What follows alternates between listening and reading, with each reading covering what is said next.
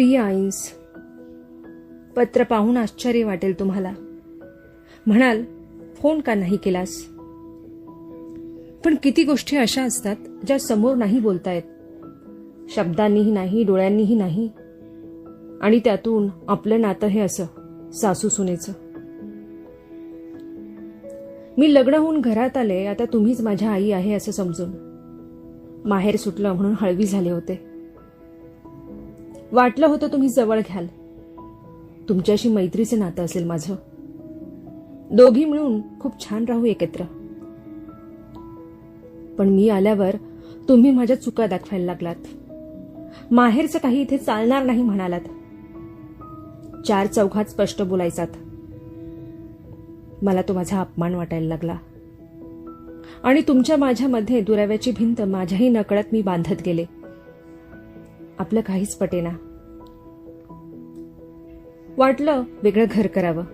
आपल्या आवडीचे रंग, आपल्या आवडीचे पडदे, आपल्याला हवं तसं स्वयंपाकघर. यांना काहीच कसं बदलावंसं वाटत नाही. केला ना इतकी वर्ष संसार, मग आता द्या की मलाही माझी स्वप्न पूर्ण करायला. माझ्याही काही कल्पना आहेत, इच्छा आहेत, पण तुम्ही मला कुठलंही स्वातंत्र्य दिलं नाही. वाटलं एक बाई दुसऱ्या बाईला का समजून घेऊ शकत नाही, का वाटून घेऊ शकत नाही मुलगा घर. असं टिपिकल नातं नको होतं मला. वाटलं कशी सासू आली आहे आपल्या वाट्याला. पण अगदी जवळ राहूनही ओळखत नाही आपण एकमेकींना. माझी डिलिव्हरी जवळ आली होती.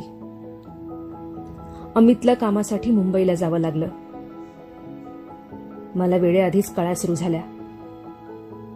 वाटलं जीव राहतो की जातो. खूप कॉम्प्लिकेशन झाली होती. ग्लानीतच होते. डॉक्टरांनी विचारलं मूल हवं की सून. आजही तुमचा तो काहीसा रडवेला तरीही ठाम सूर आठवतो. अर्थात माझ्या सुनेला नाही, माझ्या मुलीला. अहो कितीही झालं तर आमचं सगळं घर निखळून जाईल. तुम्ही पेपरवर सही केली. तुम्हाला वाटलं मी ऐकत नाहीये. तुम्ही माझ्या केसांवरून हात फिरवलात. स्वतःशीच बोलल्यागत म्हणालात, एवढी पण रागावू नकोस ग. कुठे निघाली आहेस एकटी. मला अमितला सोडून. तुला तुझ्या मनाला संसार करायचा आहे ना, कर. मी बाजूला होणार. खूप मीपणा केला. चुकलं माझं. माझं तुझ्यावर प्रेम नाही असं वाटतं का तुला. तुम्ही मुली काही बोलत नाही तर वाटेल ते खाता पिता. 9 महिने भरले तरी भटकत राहता आणि आमचा जीव असा टांगणीला लावता. शुद्धीवर ये. चांगली फैलावर घेणार आहे तुला. तुमच्या डोळ्यातून उघळलेला तो थेंब मी अजूनही माझ्या स्पर्शात भरून ठेवलाय. कदाचित त्या थेंबांनीच जगवलंय मला. त्यानंतरही तुम्ही तशाच रागावत राहिल्या. मात्र काही न बोलता तुम्ही संसारातून अंग काढून घेतलत. मला करू दिलत हवं तसं. पण खरं सांगू, नाही जमलं तुमच्यासारखं. मांडलेला संसार पुन्हा मांडणं सोपं असतं, पण नव्यानं संसार मांडणं खूप कठीण. हे मला आता न्यूयॉर्कला आल्यावर कळतंय.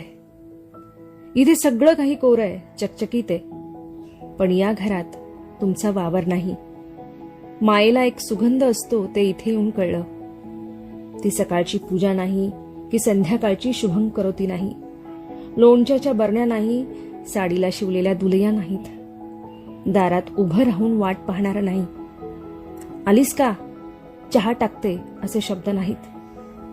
अगदी भांडायला, अपेक्षा करायला सुद्धा कोणी नाही. आणि कधी एखादा पदार्थ झाला तर तो आम्हाला मनसोक्त खायला मिळावा म्हणून मला भूक नाही म्हणून ताटावरून उठणारही कोणी नाही. आजही भाजीत मीठ जास्त झालं. एकादशीचा उपवास कसा विसरलीस म्हणून कोण रागावणार मला. कोण घासाघीस करणार बाजारात.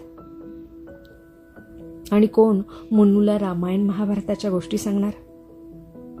म्हणायला लहान लहान गोष्टी, पण या लहान गोष्टीच आपल्या जगण्याची, आपल्या आठवणींची कथा लिहित असतात. माणसाला जवळ राहून किंमत कळत नाही समोरच्याची. दूर गेल्यावर कळतं की आपण आयुष्याचा एक पदरच तिथे सोडून आलोय. अहो आई, अहो नाही, ए म्हणणारे मी तुला. तू रागावलीस तरी हट्टाने राहिलीस तिथे.